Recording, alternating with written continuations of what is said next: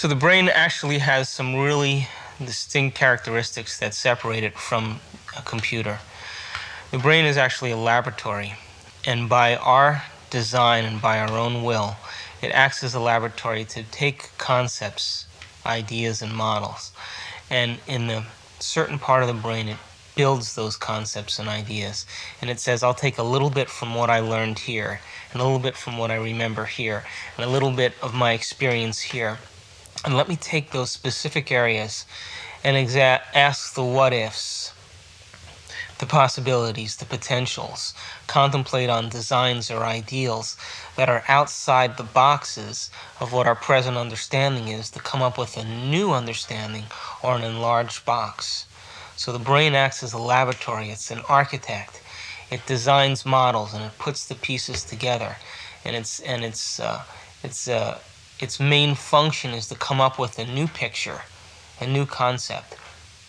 And by repeating it over and over again, there comes a moment when we become so involved in that concept, so involved in that idea, that we lose our attention or our awareness on our external environment, on the signals that are coming from our body to our brain, and on relative time, because all of our awareness has gone within. It's gone to that concept and idea.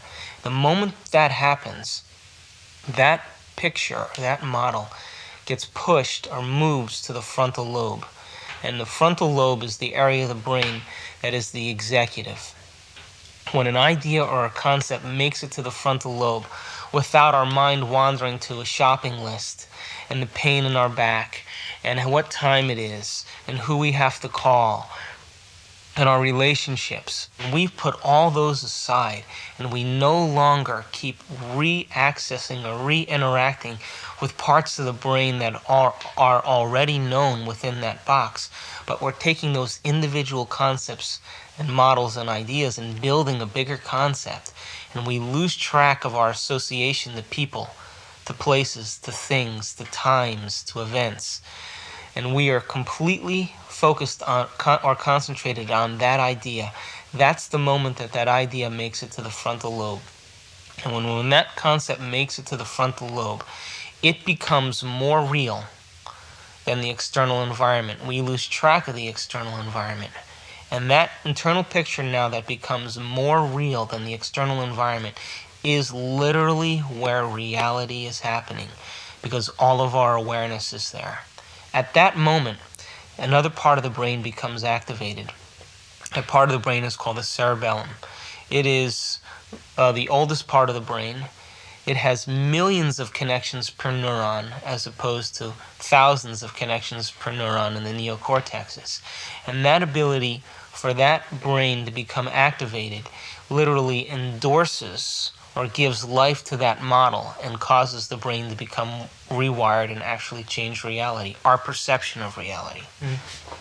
The best way that a human being can become that observer is, first of all, having the awareness or the understanding intellectually that they don't always have to make the same choices over and over again. And secondly, put yourself to be put in certain situations experimentally in your own personal life where you actually override those mechanisms in your body, and that takes practice. It's not something that we can do immediately because there is a tendency biologically for us to respond to preserve the body. The brain has certain centers in it that are only concerned with the preservation of the body. And the moment that we respond, those centers kick in, and it becomes almost breaking the habit of being human. We have to gain control and override those physiological functions that happen in our body. And the moment that we do that, each time we override those physiological responses, we're changing brain chemistry and actually breaking the addiction to that stimulus and response that so many people live by every day. Is there a physical change that happens in the brain, or is it just in some nebulous mind state that this change happens? Well, in order to explain the physiological chemistry in the brain, let's just back up here and give you just a little bit more on anatomy and brain function so that we can address the chemical changes that take place in the body. But remember, we talked about that tree that has all those branches that connect to other trees, and every place that it connects forms a thought or a memory. And that memory becomes wired in the brain. And if we get a series of experiences and information, we call that whole cluster of neurons a neural net. Well, every experience that we've had in our life that the brain builds on, it builds on a law of association. In other words, we learn about an apple by understanding first that it's red, and then we understand that it's round and it's smooth and it tastes a certain way, and it makes a certain noise when you bite into it, and so we develop a neural net that describes ourselves in terms of our interaction with an apple through our five senses. But if we start as a child, started to realize that not all apples are red, that they could actually be green, the moment we understand that all of a sudden causes the neural net to take more of a shape. And we actually build concepts based on this law of association: what we see, what we smell, what we taste, what we hear, what we feel. And by the second law, which is the law of repetition, which says that if we do something over and over and over again, by the mere fact that we're repeating it, the process of learning whatever we're learning starts to become simple. It starts to become automatic. It starts to become familiar. It starts to become easy. It starts to become natural. It starts to become subconscious. It almost starts to become unconscious. So the law of association and the law of repetition put together causes those nerve cells to literally become hardwired. As we repeat a process, whatever skill we're repeating, those connections in the brain start releasing certain chemicals called nerve growth factor. And that nerve growth factor acts almost like a miracle grow to cause a long-term relationship between one neuron and the next neuron. And that's what causes us to go from something that we have to put so much conscious awareness on and so much attention on to learn, to all of a sudden to be able to do something automatically and easily. It's because we literally wire it to the extent that holographically or dimensionally it starts interacting without our conscious mind. It becomes natural and becomes easy. So we have those same mechanisms structurally in our brain for certain attitudes or certain emotions that we live by on a daily basis. All the attitudes that we have had experiences with in our lifetime based on how we live. For example, the neocortexes in the brain, which are the where conscious awareness exists, is where all those connections take place. So everybody that we meet has their own series of intellectual experiences and experiences that they've had in their life, whether they were raised in a single family, or they were raised in with many children, whether they went to college, whether they studied art, whether they studied law, whether they studied music, what their religious beliefs were, what their culture was, where they lived geographically. All of that forms that neural net in our brain. If they were loved and encouraged as a child, or if they were abused physically. And so all those experiences shape neurologically the very fabric of what's taking place in our perception or in our world. Those exact processes in terms of neural nets also exist in our brain. And when we respond to our environment, certain aspects of those particular neural nets are going to kick on or click on that are going to cause chemical changes in the brain that are ultimately going to cascade chemicals that run through our body. So, absolutely. So you described the neural nets as basically these trees that basically wire themselves up together, which is a very mechanistic sort of point of view. You're wiring together little circuits. Where it's been suggested that the brain is actually holographic, which is not necessarily a hard wiring of the circuits. Which is it, and how can it be both? Great question, and scientists are debating that as we speak. What are they debating? Absolutely, the scientists are debating whether the brain is actually hardwired or if it has what we call neuroplasticity or elasticity.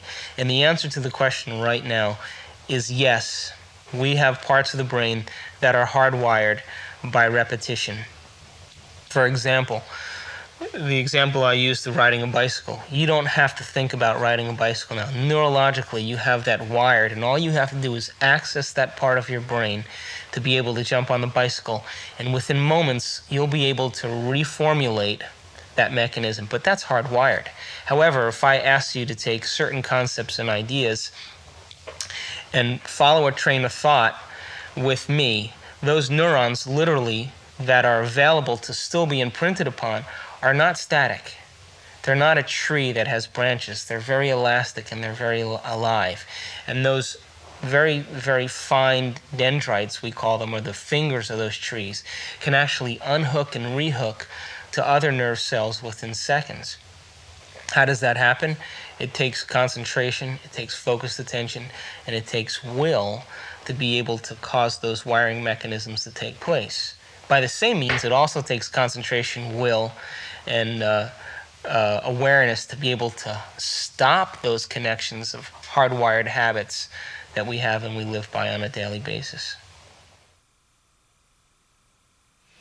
There is this debate in quantum mechanics about, we're affecting things on the micro level, not the macro level.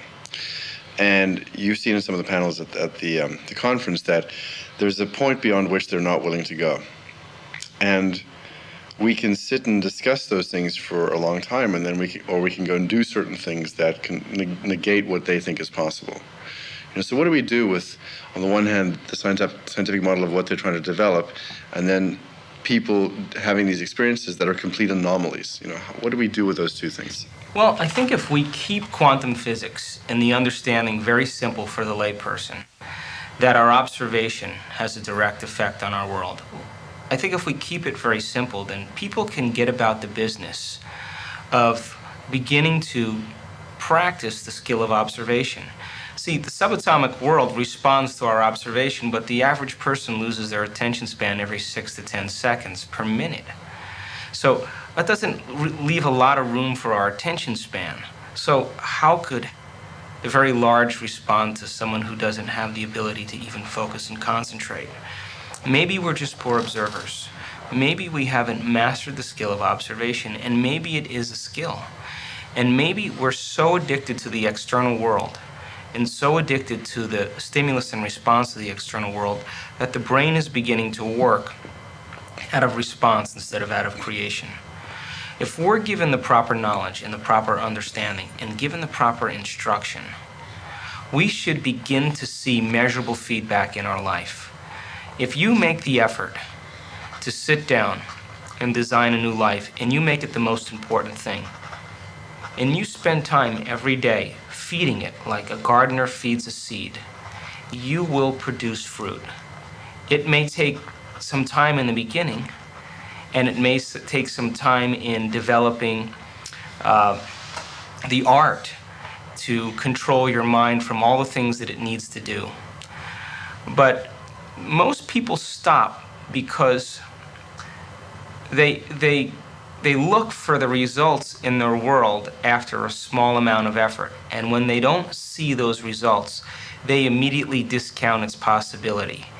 And yet, right on the other side of that, right past that point where they stopped, is the potential still existing.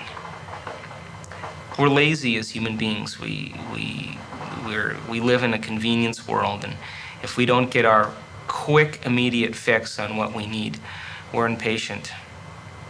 Quantum law responds to that as well. But we should be willing to sit down every day and take a piece of our day and set it aside and give thanks that we're alive, and give thanks that we have life, and give thanks for the life that we have. And then begin to observe by pure sincerity to design a new possible future for ourselves.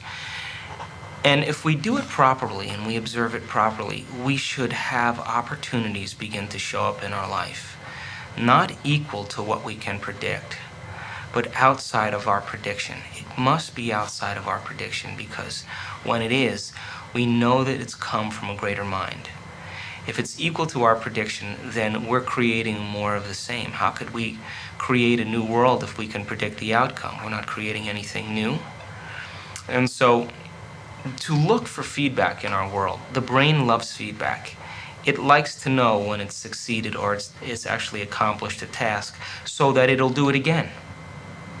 And so, that sincerity and that level of mind gives people the opportunity then to apply first some principles of choosing a potential reality and observing it. And by doing it, they're willing to say, I know quantum physics works for the very tiny. I'm aware that it works for the very tiny as well. But when do you become a maverick and say, all of the greats that have ever lived has said it's always start with a thought or a dream, and why not get about the business of applying it to your own personal life? It's not that the quantum field doesn't respond, it's that we have to up our level of will and sincerity. And when that happens, we'll see measurable results in our life.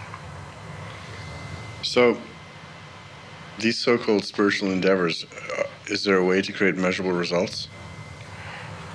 There's in our spiritual endeavors, and spirit is always kind of a connotation that people get stuck on, but in the application of our life is spiritual. Everything in life is spiritual, but in the application of it, there is absolutely a way in which we can begin to see measurable results in our life. It takes practice, and it's a skill. One of the most popular things in the film, of course, is you talking about creating your day. And, there's two single moments in the film that are the highlights, and that's one of them, and the other one is the water crystal exhibition. Where did you come up with the idea of creating your day? Well, it's actually not my idea. There's a school in the Pacific Northwest of the United States called Ramtha School of Enlightenment, and all the students in that school create their day. All of those students in that school get serious about actually no longer becoming the victim of their day, but actually blessing the day and allowing it to unfold equal to their will. Now, everybody has their own measurable level of will. But if we practice our mental rehearsal and our skill in being able to do it will show that certain brain circuits will grow as a result of our effort. It'll get easier to do, in other words. If we accept that idea, then it will allow us to go back the next day and do it with more certainty and with more acceptance. That in itself is no different than praying. You see, there's no religious text that says thought doesn't matter. There's no religious text that doesn't say your prayer and your intention shouldn't be answered by God. But explaining how that happens is what quantum physics and the observer is all about. But still, when we can make thought more real than anything else, our brain is designed to do that. The frontal lobe, with its enormous space, is the altar in which we place a thought.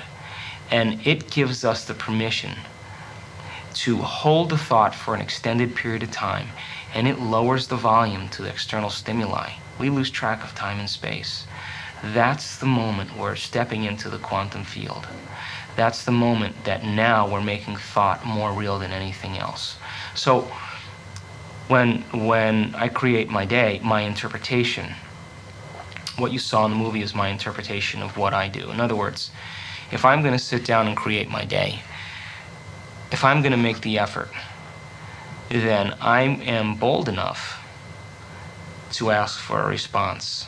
I'm bold enough to say, I want it to come and I want it to be a way that eliminates all of my doubt, and I want it to be just right outside the boundaries of what I can accept or what I can predict, and bring it in a way that usually will keep me in surprise or keep me in wonder, so that it inspires me to do it again and to learn more and to apply more knowledge to my next creation. If you're the observer in that process, then who are you talking to? Well, it's a great question. There's actually me, the observer. That's my personality, my free-willed self, given permission to do whatever I want in my life. Everybody has that free will. And then we have a constant aspect of ourself the observer who's observing life in all of things. It is the force, the intelligence, the will that holds it all together. Now, every human being has that is alive. They're connected to it. And it is allowing and loving enough to give us life independent of our moods or choices or opinions. When that observer is observing life into me, and I emulate that same principle in observing my life, I am enacting the same action as the observer creating life.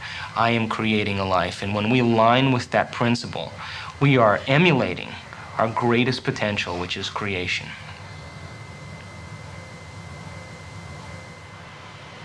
Do we live in a pre-established artifact of some kind? So I just want to bump that idea. Is there an artifact out there of objective reality? You know, because there's also this idea that we're creating reality.